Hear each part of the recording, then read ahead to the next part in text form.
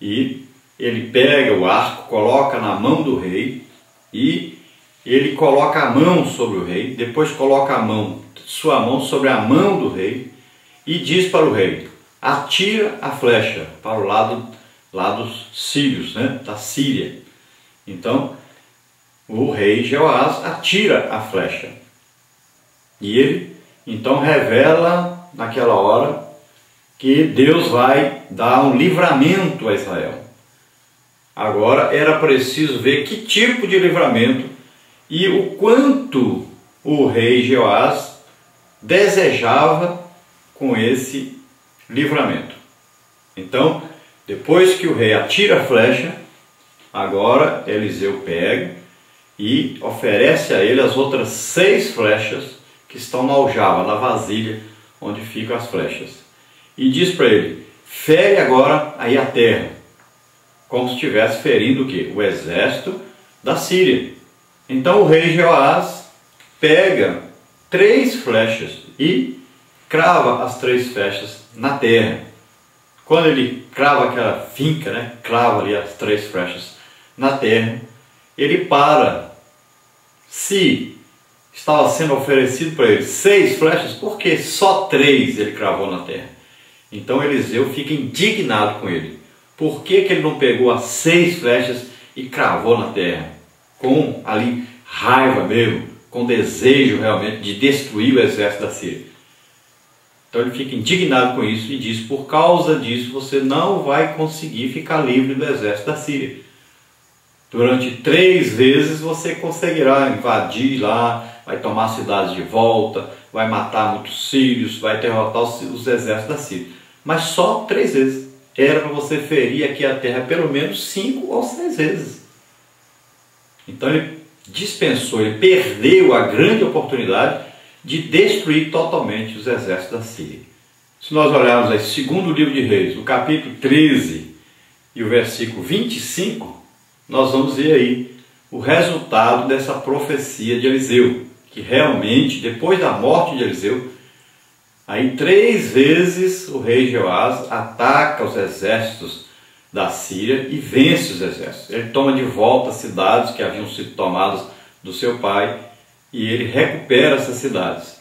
Mas só 3 vezes ele venceu então os exércitos da Síria, cumprindo então a palavra do profeta Eliseu. Então nós vamos falar agora um pouco sobre a morte de Eliseu. Veja, um servo de Deus, um homem tremendamente usado em milagres, e agora ele morre. Como é que pode isso?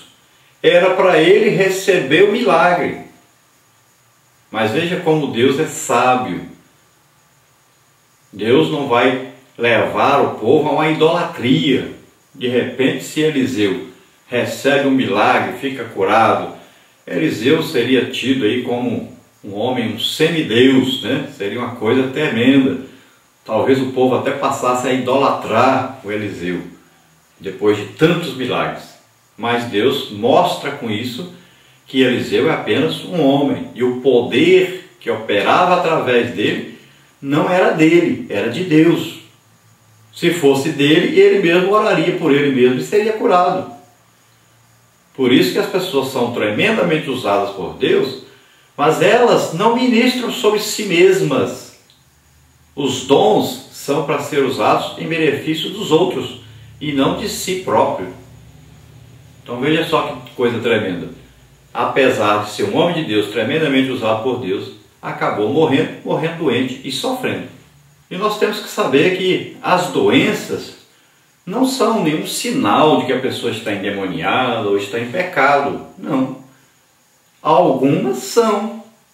Vamos ver exemplo, por exemplo. Aí Jesus, quando expulsa, né, o demônio de um rapazinho, ele era surdo e mudo e voltou a falar, voltou a ouvir também. Era causado por demônios. Existem muitas enfermidades. A maioria das enfermidades e doenças são causadas por demônios. Agora, nós temos que nos lembrar das doenças causadas, por exemplo, por hereditariedade. Você herda uma doença de coração do seu pai, do seu avô, do seu bisavô, né? E outras coisas mais. Então, são doenças hereditárias, que você já nasceu com a predisposição para aquela doença. existem as doenças causadas por exemplo, epidemias, né? Uma epidemia de gripe, uma epidemia aí de outro tipo de doença e de repente pega. Nós estamos aí sujeitos a essas coisas. De repente também uma doença pode vir através de uma má alimentação. Ou, por exemplo, você está suado de noite dormindo, chovendo, e você corre para pegar a roupa no varal. Pega um resfriado. Não foi demônio que te colocou a doença. Você ficou doente porque fez uma coisa que não era para fazer, né? Então a pessoa come muita carne gordurosa, né? Muita coisa, acaba sofrendo do coração. Então um problema que da má alimentação, né? A falta de exercício físico e várias coisas podem causar doenças e enfermidades. Acontece um problema na família, né? Aí de repente uma empresa que vem à falência, tudo vai causar ali um estresse, muitas vezes, né? Aí uma depressão, alguma coisa acontece, resultado de um problema familiar, às vezes uma divisão familiar, uma morte na família. Tudo pode causar também enfermidade, coisas que acontecem, uma profunda tristeza, uma depressão, né? A pressão no trabalho, o comércio, a coisa pode causar um estresse. Então, são doenças que aparecem que não tem nada a ver com demônios. Não foi o demônio causador, mas a falta de preparo, de equilíbrio da própria pessoa, a falta de domínio próprio, muitas vezes. Então, vai causar alguma enfermidade ou doença que não foi causada por demônio. Mas sempre nós devemos lembrar que os demônios aproveitam a fragilidade desses momentos para atacarem, para fazerem com que as enfermidades e as doenças sejam além do que deveriam ser. Então durem mais do que deveriam durar. Então eles fazem agravar essa situação quando o crente não está pronto a enfrentar, quando o crente não busca socorro em Deus e começa a buscar só socorro nos homens. Podemos ver no Novo Testamento, por exemplo, Paulo. Paulo tinha um espinho na carne e nós não podemos dizer que Paulo estava endemoniado ou foi porque Paulo pecou, mas nada disso. Lá é revelado que foi lhe dada essa doença aí, ou essa enfermidade, né, esse espinho na carne. Por quê? Porque ele teve uma grande revelação de Deus e ele não poderia contar essa revelação para ninguém, não poderia se exaltar perante os homens devido a ter esse encontro com Deus, essa alta revelação de Deus. Então foi-lhe dado esse espinho na carne para lembrá-lo de que ele não deveria contar para ninguém, não deveria se exaltar perante ninguém devido a essa grande revelação, essa visão que ele teve do reino celestial. Agora uma coisa é certa, Jesus cura todo tipo de doença, todo tipo de enfermidade. E é bom sempre separar isso. Existe doença e existe enfermidade. A doença causa dor, já a enfermidade não. Então veja aí quanta diferença. Elias não morreu, foi levado. Já Eliseu morreu e sofreu para morrer, diferente do seu mestre Elias. Elias, Deus ainda tem para ele uma função, um trabalho para ele fazer, que nós acreditamos que será durante a grande tribulação, quando ele vem como precursor do Messias, para que todo Israel creia que Jesus vem já. Então no final da grande tribulação ali, eles reconhecerão Elias como Elias mesmo, que viria antes do Messias. No caso de Jesus, quando ele veio, o precursor era João Batista, que veio no mesmo espírito, na mesma unção do profeta Elias, preparar o caminho para Jesus. Mas eles não acreditaram, não o reconheceram, e agora Elias mesmo vai vir para o remanescente de Israel, durante a grande tribulação, ali quando eles estão mesmo sufocados pelos exércitos inimigos. Então Elias virá nessa época, o próprio Elias virá, e eles reconhecerão então, e imediatamente o que? Farão o que? Na hora do desespero eles clamam então pelo Messias, porque agora já veio Elias esperado, que está profetizado em Malaquias, Então falta vir o Messias. Agora eles clamam pelo Messias e o Messias aparece para salvá-los. Agora acontece aí então o último milagre de Eliseu. Veja bem, nós estamos falando milagre, porque Eliseu não foi usado apenas em milagre. Em várias revelações, vários dons do Espírito Santo se manifestaram através de Eliseu. Então, nós estamos falando hoje de milagres. Então, estudando os milagres de Elias, nós vamos ver que todos os estudantes, aí, a maioria pelo menos, concorda que 7 milagres ocorreram no ministério de Elias. No ministério de Eliseu, durante a sua vida na terra, ocorreram então 13 milagres. Então, depois que Eliseu morre, as tropas moabitas, ou seja, uma parte do exército de Moabe, estava atacando ali Israel. E uns homens estavam levando um homem para ser sepultado.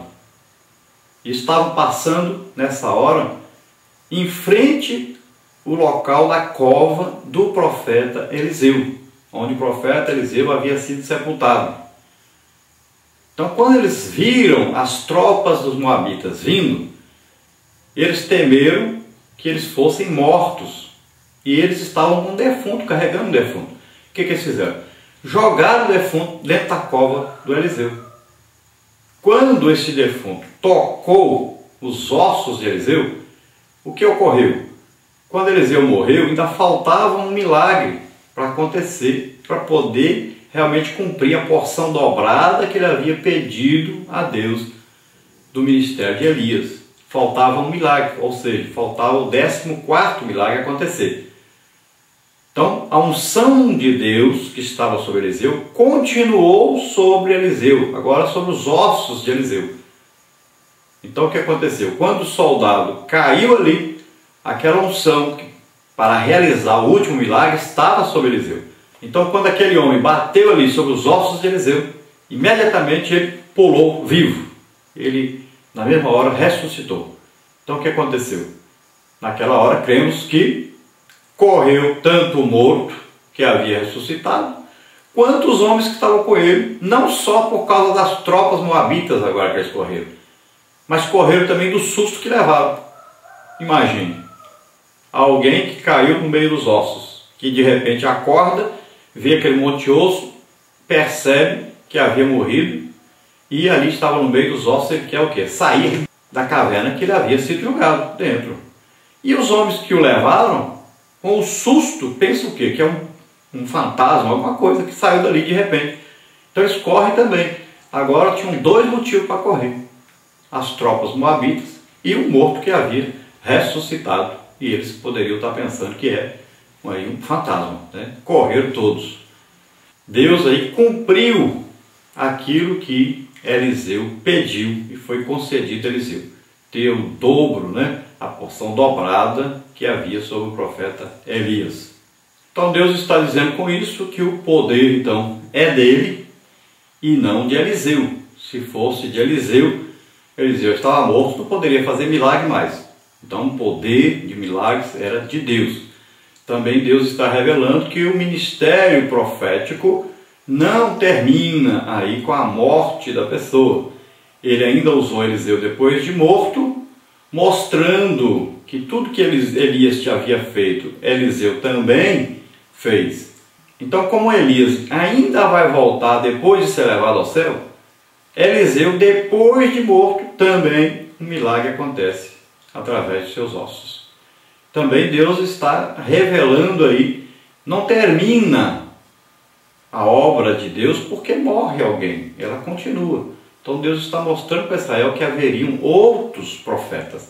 É evidente que nunca mais no Antigo Testamento apareceu profetas com aí milagres em operação em seus ministérios, apenas com revelações do futuro, palavras de sabedoria, né? Já esses milagres não aconteceram mais, até que veio o profeta dos profetas, o profeta que Moisés havia profetizado que viria, em Jesus Cristo, fazendo tremendos milagres. E hoje, a igreja, desde os apóstolos até hoje, a igreja ela é usada com tremendos milagres, sinais, prodígios, maravilhas, né? Os dons do Espírito Santo em operação através da igreja.